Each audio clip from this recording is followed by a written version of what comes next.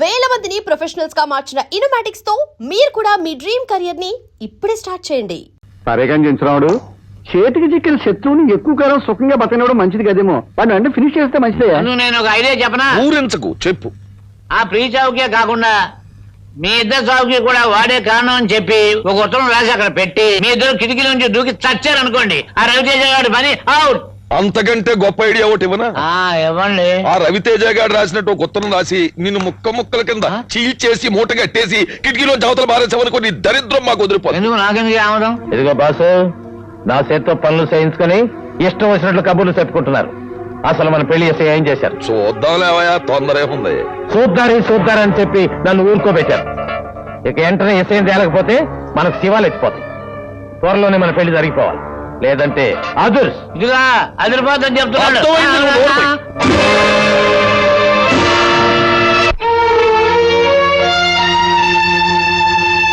నువ్వు నోరు రవితేజ రా.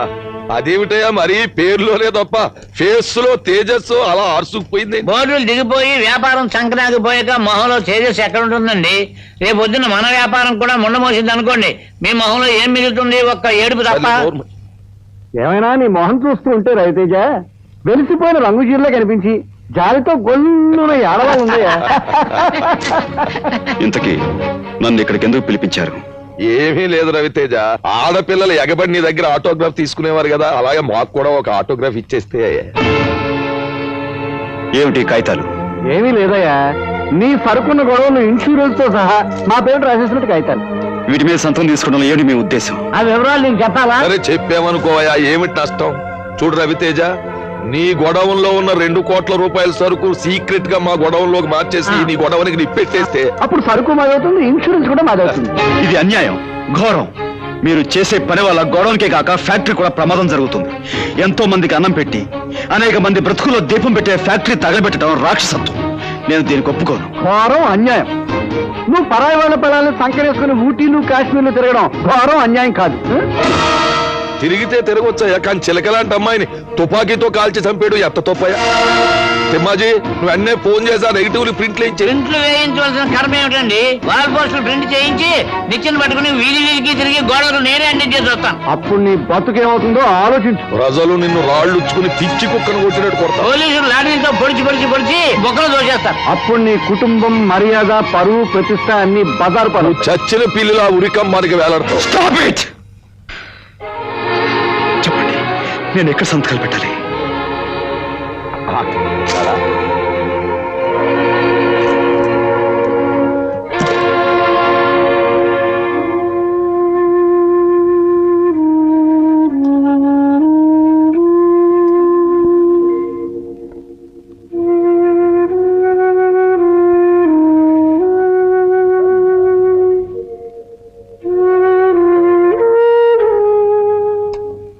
లలిత, తలనొప్పిగా ఉంది, కాస్త కాఫీ పంపించు. ఏం ఘనకార్యం చేసొచ్చారని రాగానే కాఫీలు టీలును. 3 పువ్వులు 6 కాయలుగా ఉన్న వ్యాపారాన్ని సర్వనాశనం చేయడం ఘనకార్యమే కదా బేబీ. మార్కెట్ లో మన బిజినెస్ కు మంగళహారతి పాడించి చాలా శ్రమ పడిపోయాడు. పాపం కాఫీ కాదు, హార్లిక్స్, బోర్నవిటాలు ఇస్తే ఇంకొంచెం ఎక్కువ లాస్ చేసాడని ప్రయత్నిస్తాడు. స్టాప్ ఇట్, నన్ను విసిగించకండి ప్లీజ్. అంటే మీరు ఇష్టం వచ్చినట్టు ప్రవర్తిస్తుంటే మేము ఊరుకోవాలా? మా నాన్నగారు మీ మీద నమ్మకంతో వదిలిపెట్టి వెళ్ళిన వ్యాపారాన్ని మీరు కావాలని దివాలా తీస్తూ ఉంటే నోరు మూసుకొని ఉండాలా? లలిత, స్టాప్ ఇట్. ఎందుకయ్యా కోపం? ఎందుకంట మా మీద కచ్చ కట్టి మమ్మల్ని బజార్లో బెగ్గర్స్ గా చేయాలని గాని ప్లాన్? వ్యాపారాన్ని సక్రమంగా చేయలేకపోతే నాకు అప్పగించి ఇంట్లో కూర్చోండి. ఇక మీద నీలాంటి వాళ్ళని నమ్మి మేము వీధులు పాల్గాలేము. నీలాంటి అసమర్థుల్ని నమ్మి అన్ని బాధ్యత అప్పగించడం మా నాన్న చేసిన పెద్ద తప్పు. మరొక్క మాట ఎవరు నోటించినా వచ్చింది అంటే నేనేం చేస్తానో నాకే తెలీదు. ఇంటికొచ్చిన మనిషిని ఏం కష్టం వచ్చిందని అడగటం పోయి శత్రువులా చుట్టూ చేరి చిత్రహింసలు పెట్టే మిమ్మల్ని ఏం చేసినా పాపం లేదు. మనిషి బ్రతుకుండగానే పీక్కుతునే రాక్షసులు అంటే మీ మధ్య మనసున్న వాడు ఎవరూ ఉండలేడు. చావండి, మీరంతా కట్టుకట్టుకుని ఏంటో చావండి.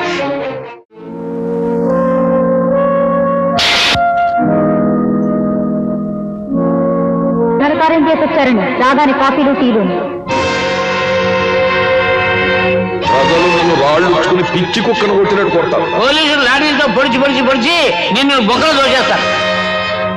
మా మీద కష్ట కట్టి మమ్మల్ని బజార్లో దగ్గరగా చేయాలని కానీ ప్లాన్ మీలాంటి అసమర్థుల్ని నమ్మి అన్ని బాధ్యతలు అప్పగించడం మా నాన్న చేసిన పెద్ద తప్పు.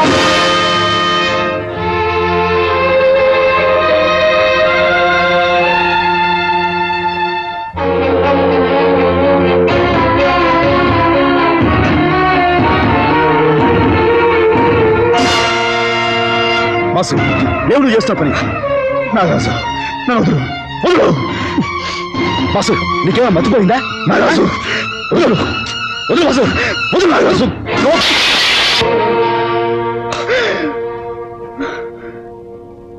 పద బాసు మన ప్లేస్కి వెళ్దాం.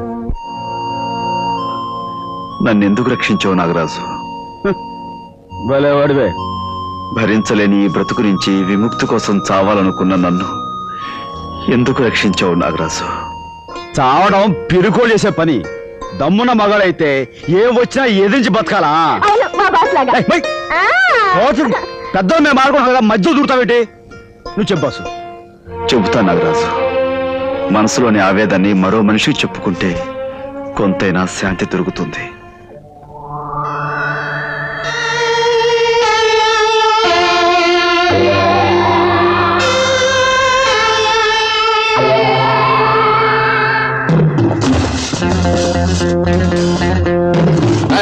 బాంబులు పెట్టండి రా.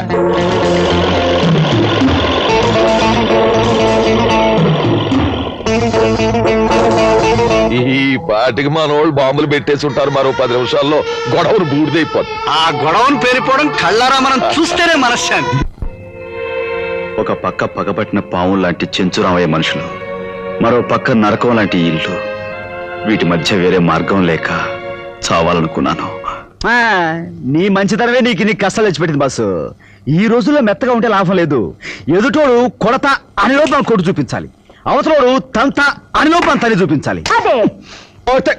బాసు నిన్నెవరెవరు ఎలా కష్టపెట్టారో చెప్పావు కదా, ఇక నాకు చిన్న పర్మిషన్ ఇచ్చి చూడు, ఇక నేను రెచ్చిపోతా. ఏమంటావు? మీ okay thanks. Oh జంబాసురే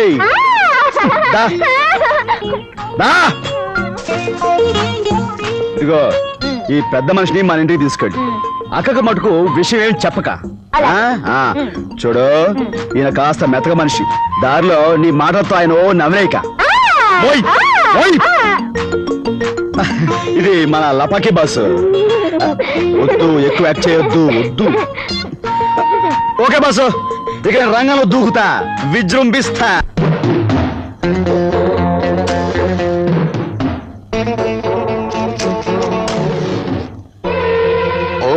thank you very much sir.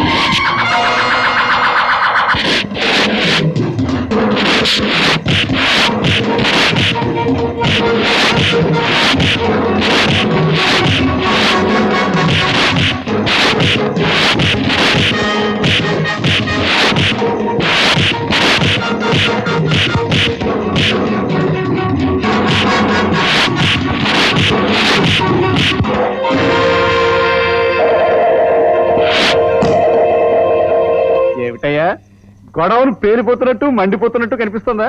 ఏది నాకు ఒకసారి చూసి ఆనందిస్తాను. నువ్వు చూసి ఆనందించడానికి ఏం లేదు, అక్కడ గొడవలు యథాతథంగా ఉంది. అదేమిటయ్యా మన పథకం ప్రకారం పేలిపోవాలి అంటే మన ప్లాన్ దెబ్బతిందంటావా? దెబ్బతిన్నట్టు దెబ్బతినకి ఏమవుతుందండి?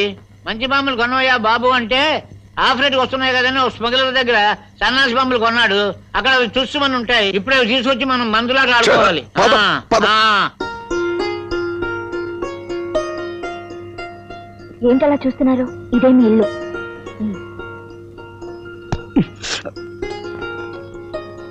మీ అక్క. అదేమిట్రా అక్కడే ఆగిపోయా? అబ్బే ఏం లేదండి. అండి ఇలారా రా, దగ్గర కూర్చో.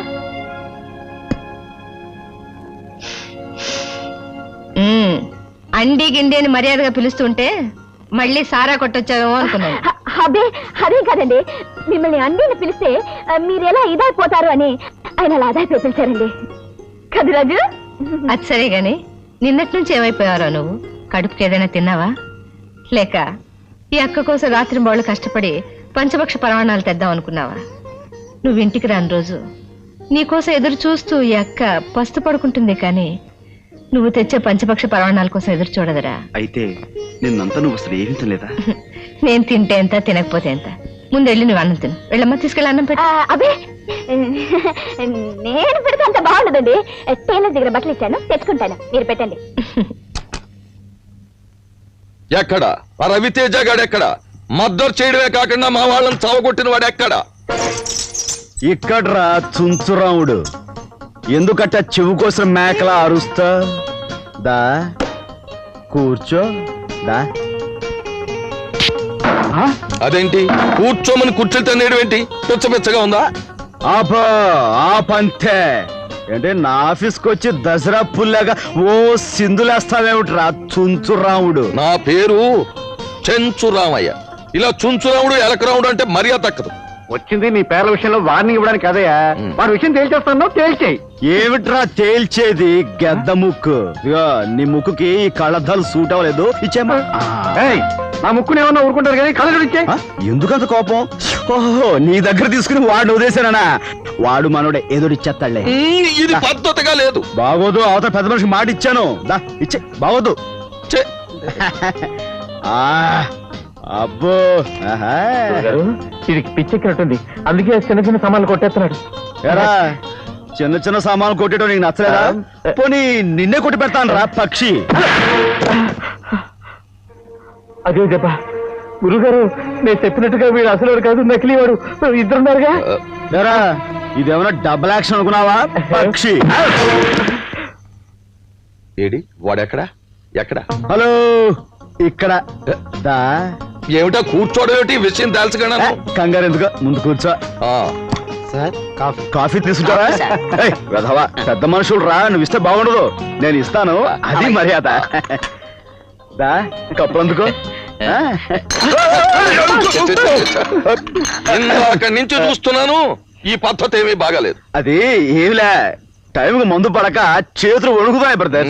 మరీ కమ్మగట్టిన గాడిదలాగా రెచ్చిపోతున్నావు. ఇదిగో రవితేజ, మా వీరు దాదా భార్యను ఊటీలో మర్డర్ చేసిన సంగతి ఇదిగో ఫోటోలో ఉంది, చూసుకో. ఆహా, కూర్చో.